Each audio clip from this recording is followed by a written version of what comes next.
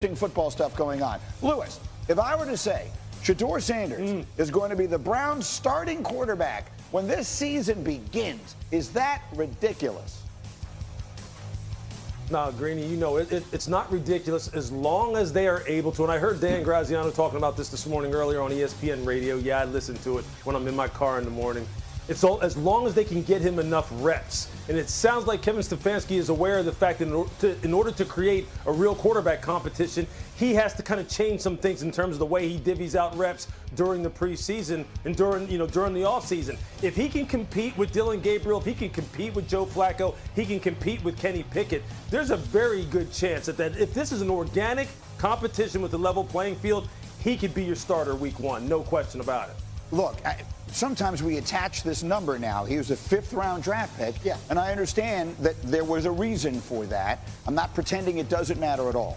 But what I'm saying is if he had been drafted in the second round or the first, which is what we were expecting, then there'd be almost no debate about it, right? We'd be with exactly the same body of work in college and the same skill set. We would absolutely be forecasting him to be the starter, especially, Dan, when you consider the other options they have available. Right, but he is a fifth-round pick, and there was another quarterback they drafted 2 rounds earlier this year, in addition to Joe Flacco, who helped them get to the playoffs 2 years ago, and Kenny Pickett, who he's in the mix as well. So they have 4 guys. They need to get them all practice reps. Kevin Stefanski, what Lewis was alluding to, he put 7-on-7 drills into the rookie minicamp. Usually rookie minicamp is just, classroom stuff, very basic stuff, nothing really, and in terms of team competition. But he wanted Shedeur Sanders and Dillon Gabriel to be able to get some reps at a time of year when they weren't competing with veterans for those reps. So he's very conscious, Stefanski is, of trying to make this as good, as close a competition as possible among all 4 of them. I'm going down with the ship with my friend Mel Kiper on this one.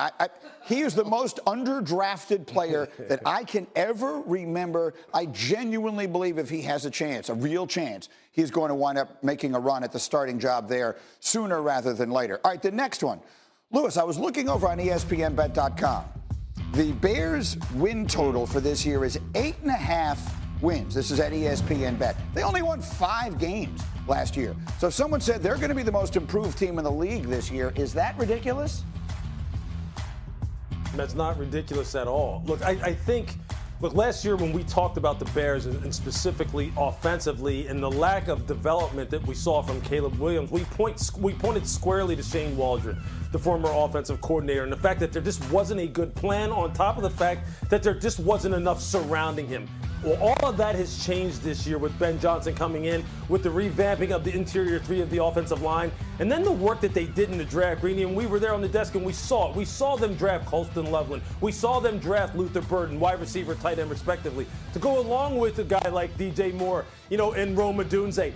This team is loaded offensively. Now it's about putting together a good plan and Caleb living up to his potential that he showed in college, that he showed at Oklahoma, that he showed at USC.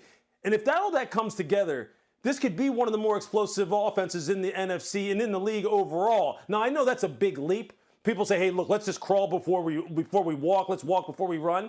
But look, this league, people can go worst to first in a hurry. I'm not saying they're going to go worst to the first in their division, but they will be much improved. One of the most improved teams in the NFL. Yeah, not at all ridiculous. I mean, look at last year's Washington Commanders, how quickly things can turn around if you put the right people in the right positions. A lot of unknowns with that coaching staff in Chicago, but, they're well regarded, and obviously I think the defense will be good under Dennis Allen. So I think the Bears have a chance, but the division, as you mentioned, is rough. That is rough, and that is going to probably cost them on their win total because they're going to have to fight against those other 3 teams that all made the playoffs last year. Most improved team, I'd be looking more at like a San Francisco or a Dallas, teams we've seen do it and then had their seasons last year done in by injuries. Oh, you mentioned Dallas, did you? Well, isn't that a good segue? So yesterday, A.J. Brown was talking about, of all things, the Eagles' biggest rival, and listen to what he said. Now, we're going to have to worry about him for sure. Hey, we're going to have to worry about him. No, I like the trade. I do like the trade. I like the competition, and I like George Pickens. I like CeeDee Lamb and that collab, and it's gonna be exciting to watch, bro, because all that does is bring the best out of us.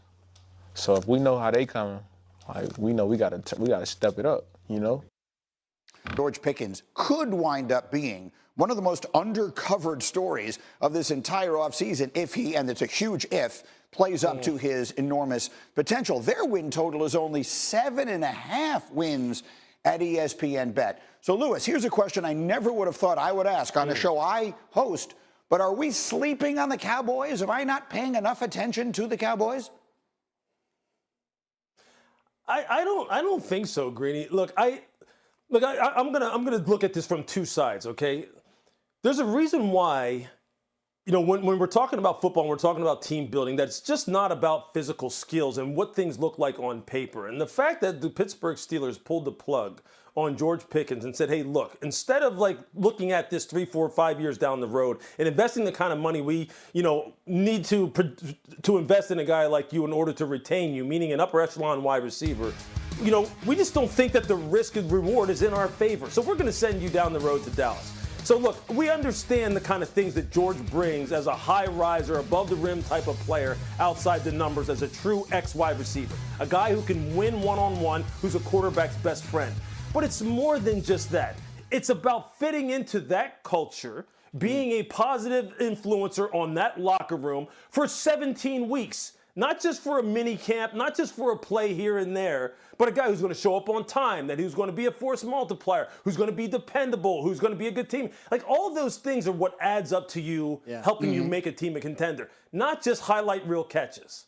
You made an interesting point, that they won 7 games last year without their quarterback. Quarterback got hurt halfway through the season. I'm pretty sure that they've been over 7.5 in every one of Dak Prescott's fully healthy seasons. Then they believe that George Pickens, coming into their leadership structure in terms of their locker room, in terms of the quarterback, in terms of CeeDee Lamb, right, they'll get the best out of him. 1 year on his contract, so lots of motivation. Best quarterback he's ever played with. That there's no offseason addition to any team that's as significant as the Cowboys getting back Dak Prescott. I think that's fair. Let me leave that there for a moment, but we'll have more to say about it as we continue. Interest in football has now created a new opportunity for NFL players, Olympic flag football. Today at the league spring meeting in Minnesota, the owners gave their approval for the league's players to take part in the games, starting with the Los Angeles Olympics in 2028. Here's Jeremy Fowler with more on this. America's game on a world stage. That's how NFL VP Troy Vincent described the league's unanimous vote, allowing players to participate in flag football for the 2028 Olympics. The NFL's pumping excitement with this one. Star wideout Justin Jefferson was on hand for the press conference, calling the chance to play flag football in the Olympics a childhood dream. And the league expects significant player backing. As Vincent put it, players will want their Steph Curry moment. Coming Wednesday, debate fireworks with the tush push, which is alive but on the ropes. Owners are expected to vote in the morning whether to eliminate the ability to push or pull a ball carrier, which the Eagles have mastered. There's some early momentum here, but owners need 24 votes, a 3/4 majority, to pass the proposal. I've talked to several teams that are hoping to get rugby-style football out of the NFL. Playoff reseeding based solely on wins and losses will also be discussed, but the people I've talked to consider that one a long shot, though they do agree reseeding seems inevitable when an 18-game schedule takes effect in future years. From the NFL spring meeting, Jeremy Fowler, ESPN. We are getting our first look at the shiny new toy in Dallas. George Pickens, by way of that trade with the Steelers, wearing his new temporary question mark number at Cowboys OTAs. Gone he's 14. That's so Pittsburgher go. He's now 13. It plays well with number 88. We can complement each other. If he's tired, I can guarantee you I'm not.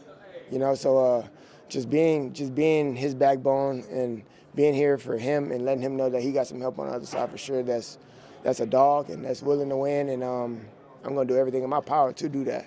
I think CD said it best. I saw his comments, right, where we don't have a one. We don't do A's and B's. We think that there's a one over there. CD said it. And if you look over there, there's a one there. So I think that's the way that we view GP. Look at that guy's tape. You see what he does, the kind of receiver that he is. He's going to win the one-on-ones. He can win 2 versus 1 if he has to. Very, very talented guy. When you can add him alongside of CD and the rest of the weapons that we have, I'm super excited.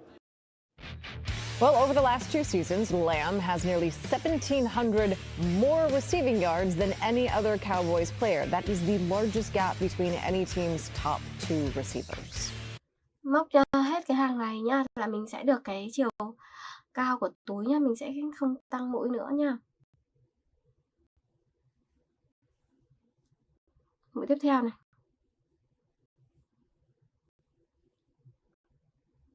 Tiếp tục móc.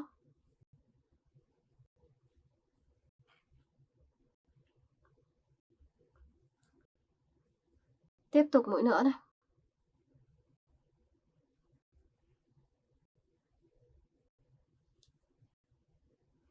Mũi tiếp theo.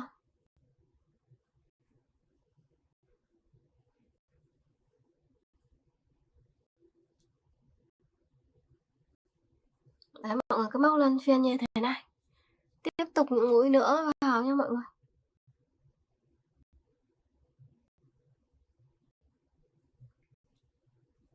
Đây, mũi tiếp theo.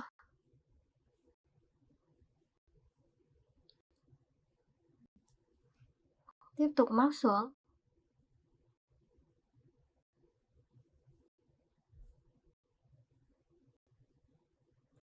Móc lần lượt cho mình.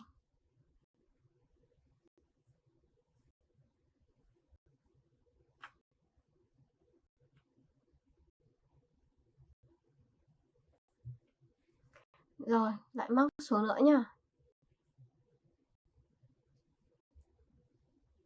Tiếp tục.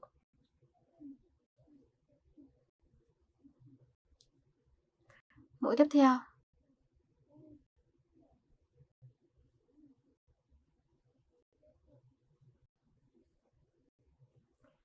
Rồi móc nối vào đây là mình sẽ kết thúc nha. Đây còn một khúc ngắn này nữa là sẽ kết thúc cái hàng này.